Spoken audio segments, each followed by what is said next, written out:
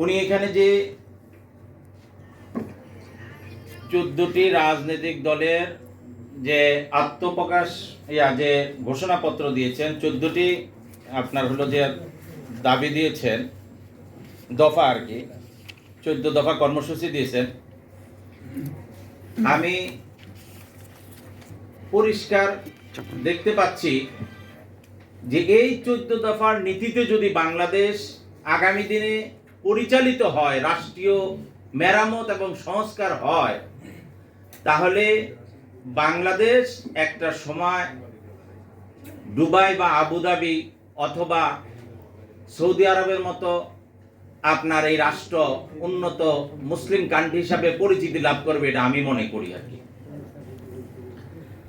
আপনারা ইতিমধ্যে দেখতে পেয়েছেন বাংলাদেশে দুই ভাগে বিভক্ত করা হয়েছিল। গত 17 বছর 6 মাস বাংলাদেশকে দুই ভাগে ডিভাইডেড করা হয়েছে। যেই বাংলাদেশ ছিল 90% মুসলিম রাষ্ট্র, যেই বাংলাদেশে কোনো বৈষম্য ছিল না, যেই বাংলাদেশ একটা স্বাধীন সার্বভৌম বাংলাদেশ, লাল সবুজের পতাকা, 1971 সালে লাল সবুজের পতাকা নিয়ে একটি স্বাধীন সার্বভৌম বাংলাদেশ আমরা পেয়েছিলাম 33 লক্ষ শহীদের রক্তের বিনিময়। কিন্তু দেখা গিয়েছে আপনার আমাদের এই রাষ্ট্রটা, এই দেশটা আমাদেরকে আপনার হলো দুই ভাগে ডিভাইডেড করছে। কারা? যারা আমাদের বন্ধু, যারা আমাদের প্রতিবেশী, তারাই আমাদেরকে ইসলামের নামে কি করছে, তারা বিভিন্ন জায়গায় চেষ্টা করেছে যে ইসলাম মানে জঙ্গিবাদ বোঝানোর চেষ্টা করছে, মাদ্রাসার ছাত্র মানে জঙ্গিবাদ বোঝানোর চেষ্টা করেছে, এবং তারা কি বলেছে যে যারা দাড়ি টুপি আছে তারা জঙ্গিবাদ, এটা প্রমাণ করার চেষ্টা করেছে। কিন্তু আল্লাহ পাক রব্বুল আলামিনের এক রহমত, অশেষ রহমত, আমার বাংলাদেশে কোনো আলেম বা কোনো মুসলিম ভাই এবং কোন মাদ্রাসা ছাত্র জঙ্গিবাদের সাথে সম্পৃক্ত নাই। এটা কারা বলেছে? এটা যেই স্বৈরাচারকে আমরা বিদায় করেছি, সেই স্বৈরাচারের আইজি সাহেবের মুখ দিয়ে এই কথা বলতে বাধ্য হয়েছিল। কারণ যখন দেখেছে যে এই ভারতীয় প্রেতাত্মারা বাংলাদেশের ষড়যন্ত্রের মাধ্যমে আমাদের মুসলিম ভাইদেরকে, মাদ্রাসা এবং ছাত্রদেরকে তারা ষড়যন্ত্রের মাধ্যমে জঙ্গিবাদের তকমা দিয়ে বাংলাদেশকে লুটে পুটে খাওয়ার জন্য এক নীল নকশা পেতেছিল। সেই নীল নকশা থেকে আজকে বাংলাদেশ স্বাধীন সার্বভৌম বাংলাদেশ 2024-এ বৈষম্য বিরোধী যে আন্দোলন হয়েছে, এই আন্দোলনের মাধ্যমে আমরা স্বাধীনতা দ্বিতীয়বার অর্জন করেছি। আমাদের কথা হলো পরিষ্কার, এই বাংলাদেশে হিন্দু থাকবে, বৌদ্ধ থাকবে, খ্রিস্টান থাকবে, মুসলমান থাকবে, কিন্তু কেউ কারো বৈষম্যের শিকার হবে না। বাংলাদেশে কোনো সংখ্যালঘু বলতে কোনো শব্দ থাকবে না। গত 14 বছর 6 মাস আমরা দেখেছি একটি গোষ্ঠী মুসলমানদেরকে সংখ্যালঘু বানানোর চেষ্টা করেছিল, কিন্তু সেখান থেকে আমাদেরকে আল্লাহ পাক রব্বুল আলামিন ফিরত নিয়েছে। আমি যখন 2 থেকে 3 মাস আগে আমি জামাতের সহকারী সেক্রেটারি জেনারেল আব্দুল হালিম ভাইয়ের কাছে গেছিলাম, ভাই বাংলাদেশ যেভাবে চলতেছে এইভাবে বাংলাদেশ চলতে পারে না।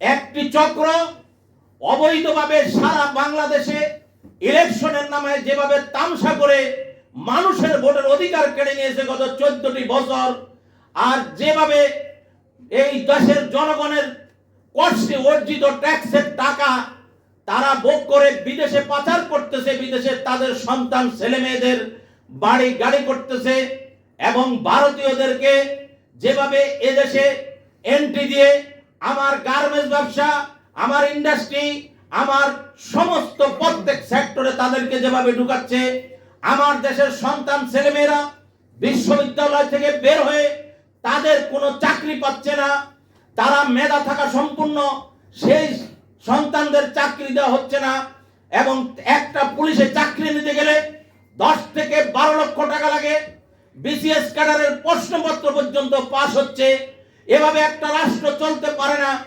তখন আব্দুল হালিম ভাই আমাকে জড়িয়ে ধরে বলছে, ভাই আসেন একসাথে জোহরের নামাজ পড়ে। নামাজ পড়ার পরে উনি 2 গালে 2টা চুমু দিয়ে বলেছিলেন, ইনশাআল্লাহ এই বাংলাদেশ স্বাধীন হবে। আমিও তখন বিশ্বাস করেছিলাম এবং আমরা সেইভাবে সেই বিশ্বাসটা অর্জন করে আমরা রোডে নেমে পড়েছি। কারণ এই জামাত ইসলাম সহ এবং সমস্ত ইসলামী দলগুলা, ইসলামী হেফাজত ইসলাম, ইসলামী ঐক্যজোট এবং জমিয়ত উলামা ইসলাম সহ ইসলামী আন্দোলন, বিএনপি, আমাদের বাম এবং ডান রাজনৈতিক সকল দলের নেতৃবৃন্দরা অনেকের সাথে কথা বলার পরে সকলকে যখন বললাম, ভাই আমাদের সন্তানকে আবু সাইদকে যেভাবে হত্যা করা হচ্ছে, মুগ্ধকে যেভাবে হত্যা করা হয়েছে, আপনারা আমরা যদি রাজনীতি করতে হয় বাংলার মাটিতে, তাহলে আমার এই সন্তানরা এভাবে রাস্তায় রক্ত দিবে, এটা মেনে নেওয়া যায় না। এভাবে মানুষ হত্যা করা করে একটা ফ্যাসিস্ট সরকার আমাদের গাড়ে বসে থাকবে, আর মেনে নিতে আমরা পারি না। সকলে ঐক্যবদ্ধভাবে সেদিন বাইতুল মোকাররমে জানাজা দিতে গিয়েছিল, কিন্তু দেখা গেছে পুলিশ জানাজা পর্যন্ত দিতে দেয় নাই। আমি যখন জানাজা দিতে গিয়েছি, আমি যখন ইমামতি করতে দাঁড়াইলাম, ঠিক তার পরের দিন আমাকে আর বাসায় ঘুমাইতে দেয় নাই। কারণ ফ্যাসিস্ট সরকার, ভারতীয় আধিপত্যবাদী সরকার শেখ হাসিনার সেই হেলমেট বাহিনী, সন্ত্রাসী বাহিনী আমার বাসা থেকে, অফিস থেকে শুরু করে প্রতিটা জায়গায় তারা লেলিয়ে দিয়েছে। আমাকে যেখানে খুঁজে পাবে যেন আমাকে ধরে নিয়ে আসে। আল্লাহ পাক রব্বুল আলামিনের অশেষ রহমতে আমি বলেছি, যতক্ষণ আমার আল্লাহ আছেন ততক্ষণ পর্যন্ত আমার ক্ষতি কেউ করতে পারবে না। আমি ওই মালিকের একমাত্র ভরসা করি, আমি এই পৃথিবীর কারো কোনো ভরসা করি না। এই স্বাধীন সার্বভৌমত্ব রক্ষা করা আমার একটা ঈমানি দায়িত্ব, আমি এটা রক্ষা করবই। আমার জীবন বাজি রেখে হলো আমরা রক্ষা করার চেষ্টা করব। এই মাহমুদ আব্বাস আজকে যে এই ওয়ার্ল্ড মুসলিম কমিউনিটির সভাপতি হয়েছেন, উনিও সেই দিন ওনার সংগঠনকে নিয়ে এই বৈষম্য বিরোধী আন্দোলনে যাত্রাবাড়ি থেকে শুরু করে ওই রাস্তায় একটানা তার মাদ্রাসার ছাত্র সহকারে সকল ঐক্যবদ্ধভাবে তারা প্যান্ট এবং শার্ট পরে রাস্তায় এই পুলিশ, এই হেলমেট বাহিনী, আওয়ামী লীগের সন্ত্রাসী বাহিনীর বিরুদ্ধে মোকাবিলা করেছেন ন্যায় এবং ইনসাফ প্রতিষ্ঠা করার জন্য। আজকে তারই বহিঃপ্রকাশ হলো ওয়ার্ল্ড মুসলিম কমিউনিটি আত্মপ্রকাশ, যে দলটা আত্মপ্রকাশ করেছে। আমি এই দলের সুস্বাস্থ্য এবং ওনাদের আগামী দিনের এই দল এগিয়ে নেওয়ার জন্য আমার ন্যাশনাল ডেমোক্রেটিক পার্টির তরফ থেকে যতটুকু পারি আমরা সহযোগিতা করব। আমরা ওনাদের পাশে আছি এবং শহীদ প্রেসিডেন্ট জিয়া রহমান বহুদলীয় গণতন্ত্র প্রতিষ্ঠা করেছে। আমরা মনে করি যুবকরা যখন সামনে এগিয়ে আসবে এবং আমরা যারা আমাদের দিন দিন বয়স হয়ে যাচ্ছে, আমরা আস্তে আস্তে রিটায়ারমেন্টে চলে যাব, এদেরকে সামনে এগিয়ে নিতে হবে। এরাই একদিন বাংলাদেশকে সুন্দর করে আঁকড়িয়ে ধরবে, এদেরকে সুযোগ করে দিতে হবে। আমরা ইতিমধ্যে দেখতে পেয়েছি বিভিন্ন জায়গায় আওয়ামী লীগের প্রেতাত্মারা বিএনপি এবং অন্যান্য সংগঠনের সাথে মিশে বৈষম্য বিরোধী ছাত্র আন্দোলনের নেতৃবৃন্দের উপরে বিভিন্ন মন্তব্য এবং বিভিন্ন আঘাত করার চেষ্টা করতেছে, সার্জিস এবং হাসানাতের উপরে। আমরা পরিষ্কার ভাষায় বলে দিতে চাই, এই গণঅভ্যুত্থান সকলের পার্টিসিপেট আছে এবং তারেক রহমানের একক নেতৃত্ব ছিল।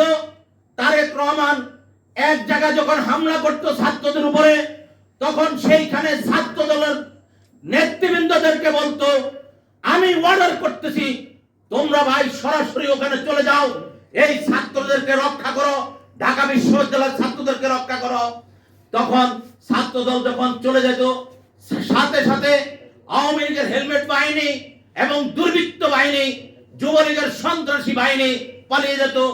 আমরা পরিষ্কার ভাষায় বলতে চাই, আওয়ামী লীগ আগামীতে রাজনীতি করতে হলে তাদের বিচার ব্যবস্থা সম্পূর্ণ না হওয়া পর্যন্ত, আমার কথা হলো আন্তর্জাতিক অপরাধ ট্রাইব্যুনালে আওয়ামী লীগ গঠন করেছিল, এই আওয়ামী লীগের সম্পূর্ণ বিচার ব্যবস্থা শেষ না হওয়া পর্যন্ত, আওয়ামী লীগের বিরুদ্ধে বিচার কমপ্লিট না হওয়া পর্যন্ত আওয়ামী লীগ কোনো রাজনীতিতে করতে পারবে না। আওয়ামী লীগ নামে কোনো রাজনৈতিক দল কোনো মিছিল মিটিং এ সামনে আসতে পারবে না, এটা আমাদের পরিষ্কার কথা। আমি সাংবাদিক ভাই বোনেরা, আমি আমার সাংবাদিক এক মোস্তাক, আমি তার অনেক লেখা পড়তাম। সেই মোস্তাককে জেলখানায় হত্যা করেছিল আওয়ামী লীগ। আমি সাংবাদিক ইউনিটকে বলবো, আপনারা মোস্তাকের পক্ষে এবং জেলার যারা দায়িত্ব ছিল তৎকালীন সময় এটা তদন্ত করার ব্যবস্থা আপনারা দাবি তুলবেন, এবং এদেরকে যারা হত্যার সাথে সম্পৃক্ত আছে, যে সমস্ত জেলাররা দায়িত্ব থেকে অবহেলা করেছেন, তাদেরকে আইনের আওতা নিয়ে আসতে হবে। আমি আরেকটা কথা আপনাদেরকে বলতে চাই, সাগররুনি হত্যার আজ পর্যন্ত আমরা কোনো তদন্ত রিপোর্ট পাই নাই এবং জনগণের সামনে আসে নাই। আমার কথা হলো পরিষ্কার, এই সাগররুনি হত্যার তদন্ত আমরা অন্তর্বর্তী সরকার ডক্টর ইউনূস স্যারকে বলবো, অবিলম্বে আপনি দিক নির্দেশনা দেন, যত দ্রুত সম্ভব সাগররুনিকে কারা হত্যা করেছে সেই সন্ত্রাসীদেরকে অবিলম্বে গ্রেফতার করে সেই খুনিদেরকে আইনের আওতায় সোপর্দ করার ব্যবস্থা করতে নির্দেশনা দিবেন। আমরা আরেকটা কথা বলতে চাই, দেলোয়ার হোসেন সাঈদী সাহেবের ইতিমধ্যে বিভিন্ন জায়গায় মিডিয়াতে আমরা দেখেছি দেলোয়ার হোসেন সাঈদীকে নাকি স্লো পয়জনিং এর মাধ্যমে হত্যা করা হয়েছে। আমরা অবিলম্বে এটার পূর্ণ তদন্ত চাই, যেহেতু এই কথাগুলো মিডিয়ার মাধ্যমে আসতেছে। আমরা আরেকটা জিনিস দেখতেছি, নূর হোসেন কাসেমি এবং আপনার আমাদের বহু তালেমদেরকে ষড়যন্ত্রের মাধ্যমে, ভারতীয় ষড়যন্ত্রের মাধ্যমে তাদেরকে হত্যা করা হয়েছে, এবং নূর হোসেন কাসেমি যে মারা গিয়েছেন হসপিটালে, ওনার সম্পূর্ণ রিপোর্ট জনগণের সামনে প্রকাশ করতে হবে। শুধু তাই নয়, জুনায়েদ বাবু নগরী সাহেব ওনাকে বহুবার অত্যাচার করেছে রিমান্ডের নামে, 34 দিন পর্যন্ত রিমান্ড নিছে। সেই জুনায়েদ বাবু নগরী কিভাবে মারা গেছেন এবং ওনার সম্পূর্ণ বিস্তারিত জনগণের কাছে প্রকাশ করতে হবে। আমার অন্তর্বর্তী সরকারের কাছে আরেকটা দাবি হলো, যিনি আমার যত ছাত্র ভাই বোনরা যারা শহীদ হয়েছেন তাদের পূর্ণরূপে তালিকা প্রকাশ করতে হবে, এবং যারা চোখ হারিয়েছেন, আমি দেখেছি অনেকের চোখ চলে গেছে, এই দিক দিয়ে গুলি ঢুকে এই দিক দিয়ে বের হয়ে গেছেন, এখন অনেক ভাই শহীদ হচ্ছেন। আমরা সরকারকে বলবো, আপনারা যে 5 লক্ষ টাকা অনুদান দিয়েছেন, এটা কোনো বড় কোনো অনুদান নয়। আমরা ইতিমধ্যে বলেছি 50 লক্ষ টাকা করে প্রতিটা পরিবারকে যারা মৃত্যুবরণ করেছে তাদেরকে, তাদের পরিবারকে অনুদান দেওয়ার জন্য, এবং মাত্র সেখানে আপনারা 5 লক্ষ দিয়েছেন। আমরা আবারও পূর্ণ দাবি জানাচ্ছি তাদের পরিবারকে 50 লক্ষ দেওয়ার জন্য। এবং শুধু তাই নয়, আমরা যে সমস্ত ভাইয়েরা কারো হাত চলে গেছে, কারো পাও চলে গেছে, এবং তাদের সম্পূর্ণরূপে তালিকা প্রকাশ করতে হবে, এবং তাদের প্রত্যেকের পরিবারকে একজনকে ন্যূনতম সরকারি চাকরি দেওয়ার ব্যবস্থা করতে হবে। আমি আরেকটা কথা পরিষ্কার বলতে চাই, সচিবালয় এখন পর্যন্ত প্রশাসনিক বিভাগে বিভিন্ন জায়গায় আওয়ামী লীগ এবং প্রেতাত্মা এবং অবৈধভাবে যারা প্রশ্নপত্র পাশের মাধ্যমে যারা সরকারি চাকরি কোটায় এসেছেন, এখন পর্যন্ত আপনার বিভিন্ন জায়গায় লবিং করে সেই জায়গায় আবার চাকরিতে ঘুষের জায়গায় চাকরিতে পুনর্বহাল করার চেষ্টা করতেছে। বাংলাদেশের সচিবদের কাছে সাধারণ জনগণ যাবে, কোনো পাস লাগবে না, আইজির কাছে যাবে, কোনো পাস থাকতে পারবে না। আমরা আমাদের পাশে আপনারা মধ্যপ্রাচ্য দেখেন, আমি দেখেছি সৌদি আরব, দুবাই, বাহরাইন, কাতার, ওমান, এই সমস্ত জায়গায় আইজির কাছে একজন কৃষক সরাসরি চলে যায়, তার কোনো পাশের দরকার হয় না, সে তার অভিযোগটা জানায়, সাথে সাথে সেটা ব্যবস্থা গ্রহণ করা হয়। অতএব আমি ডক্টর ইউনূস স্যারকে বলবো, আমরা আমাদের দেশে কোনো বৈষম্য চাই না, বাংলাদেশ সন্ত্রাস মুক্ত দেখতে চাই, বাংলাদেশ হেলমেট বাহিনী মুক্ত দেখতে চাই, বাংলাদেশের গার্মেন্টস শ্রমিকদের ন্যূনতম বেতন হতে হবে $250। এই বেতনে বাংলাদেশের একটা পরিবার তাহলে সুন্দরভাবে চলার মতো তার ক্যাপাসিটি হবে এবং চলতে পারবে। দেখা গেছে গার্মেন্টস শ্রমিকদের তাদের সন্তান ছেলে মেয়েদের আপনার তাদের সংসার চলে না যেই বেতন পায়, এবং সকল শ্রমিকদেরকে $250 আওতায় নিয়ে আসলে তারা ভালোভাবে খেতে এবং তাদের সন্তানদের লেখাপড়ার ব্যবস্থা করতে পারবে। অতএব আমরা বলবো সকল সাংবাদিকদেরকে একটা রেশনিকের আওতা নিয়ে আসার জন্য। সাংবাদিক ভাইয়েরা, বহুত সাংবাদিক এই আন্দোলনে নিহত হয়েছেন, অনেকে আহত হয়েছেন এবং অনেকে বিভিন্নভাবে ক্ষতিগ্রস্ত হয়েছেন। আমি সকল সাংবাদিক ভাইদেরকেও একটা রেশনিকের আওতা নিয়েছে তাদেরকে রাষ্ট্রের মেরামতের কাজে সম্পৃক্ত করার জন্য আমি আহ্বান জানাবো ডক্টর ইউনূস স্যারকে। এই বলে আমি আমার ন্যাশনাল ডেমোক্রেটিক পার্টির তরফ থেকে এবং আজকে ওয়ার্ল্ড মুসলিম কমিউনিটিকে আমি ধন্যবাদ জানাই।